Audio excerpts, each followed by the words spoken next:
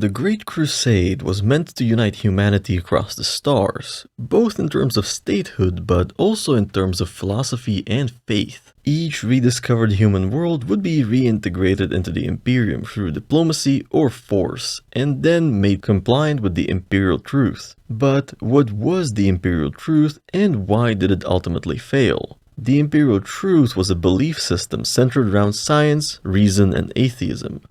It was pioneered by the Emperor before the launch of the Great Crusade, and all worlds conquered during the Great Crusade would be brought into compliance with it.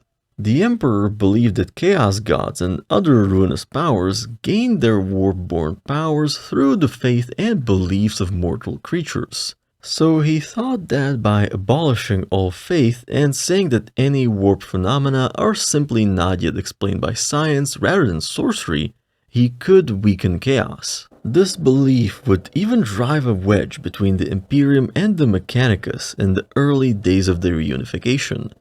The Emperor frowned upon the religious practices of the tech priests, but they were indispensable for the Great Crusade, so they were allowed to continue.